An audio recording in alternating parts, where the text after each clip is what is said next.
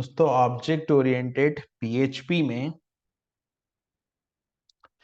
जब हम देखेंगे क्लास कॉल स्टैटिक मेथड, है ना। Call static method. अब ये कॉल स्टैटिक मेथड क्या होता है, तो इसके पहले हम लोगों ने कॉल मेथड देखा था, है ना। इसके पहले हम लोगों ने जो कॉल मेथड देखा था, तो अभी हम देखते हैं कॉल स्टैटिक मेथड। तो पहले मैं ये कोड को हटाता हूँ और यहाँ पर हम लोग एक नॉर्मल क्लास बनाते हैं। तो मैंने डेमो नाम से एक क्लास बनाई, यहाँ पर मैंने लिखा क्लास डेमो। और इस डेमो नाम की जो क्लास है, इसके अंदर मैं एक फंक्शन बनाता हूं। तो जो फंक्शन मैं बना रहा हूं वो पहले मैं बनाऊंगा स्टैटिक फंक्शन बनाऊंगा। ठीक है, तो स्टैटिक फंक्शन मैंने बनाया, तो मैंने यहाँ पर लिखा पब्लिक। और पब्लिक के बाद में यहाँ पर आएगा static public static function show. ठीक है, ये मैंने लिख दिया यहाँ पर पब्लिक स्टैटिक फंक्शन शो। और यहां मैंने लिख दिया इको करके इको। और यहां पर मैंने लिख दिया this is static function. Simple, this is static function, ये हो गया। फंक्शन बंद हुआ। अब यहां पर मेरे को इसको कॉल करना है फंक्शन को, तो मैं क्लास का नाम और लगाऊंगा स्कोप रिजोल्यूटर ऑपरेटर।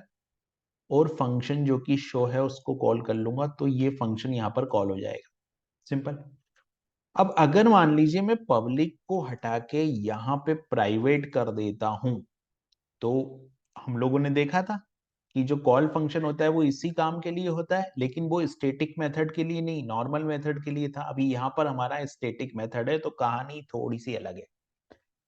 ठीक है, अब यहाँ पर प्राइवेट स्टैटिक फंक्शन आया। अब इसको हम लोग किस तरीके से टैकल करें।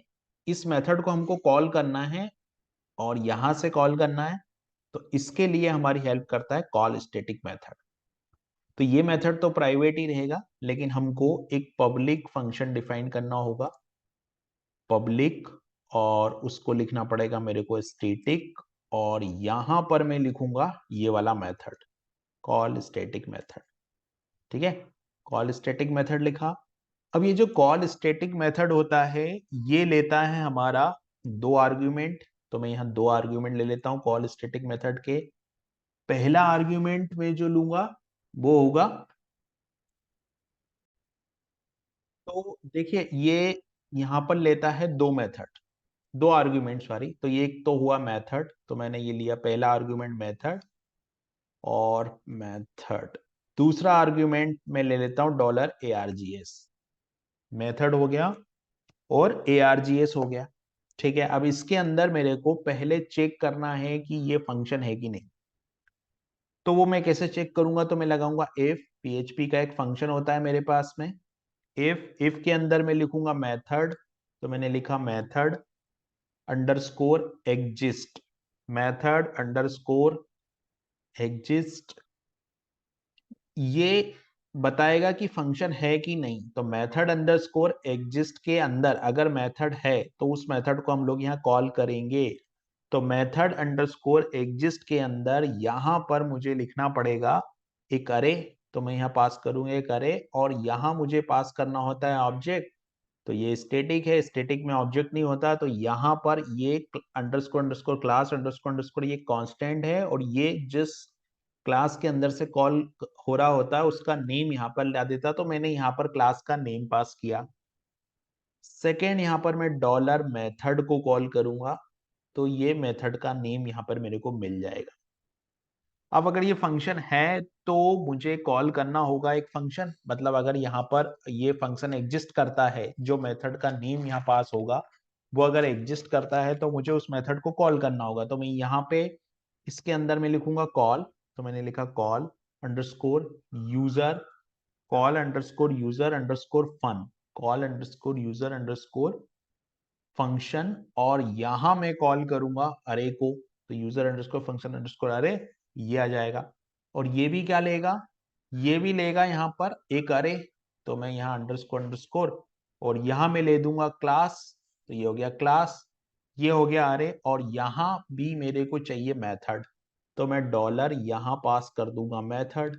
ठीक है, और जो सेकेंड आर्ग्यूमेंट होगा यहां मुझे पास करना पड़ेगा आर्ग्यूमेंट। तो आर्ग्यूमेंट मैंने यहाँ पर ARG इसके अंदर ले रखे हैं, तो ये हो गया मेरे ARG इसके अंदर के आर्ग्यूमेंट। ठीक है, ये फंक्शन कॉल हो गया। अब फंक्शन कॉल हो गया, यहां मैंने लगा दिया सेमी कॉलम, ये काम हो गया मेरा इफ का बंद।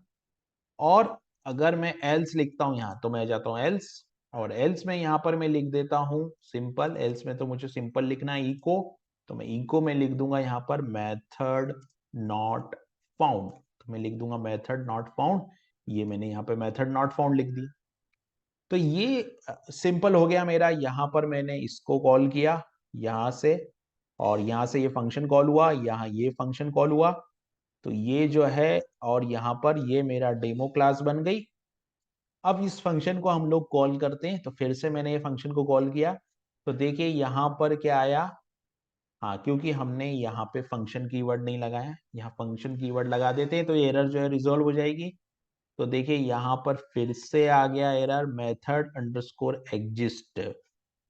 ओके, मेथड अंडरस्कोर एग्जिस्ट जो है वो क्या कर रहा है, must be type of string. एक सेकंड, मेथड अंडरस्कोर एग्जिस्ट में एरर है, तो यहां पर हमको मेथड अंडरस्कोर एग्जिस्ट, यहाँ ओके, यहाँ पे हमको अरे नहीं पास करना है, ये यहाँ स्ट्रिंग पास होगा। ठीक है, मैंने यहाँ पे अरे पास कर दिया था इसलिए एरर थी। तो यहाँ पर आप देख रहे हैं दिस इज स्टैटिक फंक्शन, यानी कि ये प्राइवेट फंक्शन को हम लोगों ने कॉल किया है क्लास के बाहर से। हम लोगों ने प्राइवेट फंक्शन को कॉल किया है क्लास के बाहर से, और किस की हेल्प से किया, हम लोगों ने मैजिक मेथड की हेल्प से किया। और वो मैजिक मेथड कौन सा था हमारे पास, वो मैजिक मेथड हमारे पास था अंडरस्कोर अंडरस्कोर कॉल स्टैटिक। तो जिस तरीके से स्टैटिक मेथड को हम लोग कॉल करने के लिए call method, call magic method का यूज करते हैं, उसी तरीके से स्टैटिक प्राइवेट मेंबर को कॉल करने के लिए हम लोगों को underscore underscore call static method का यहाँ पर यूज करना पड़ेगा प्राइवेट मेंबर को कॉल करने के लिए।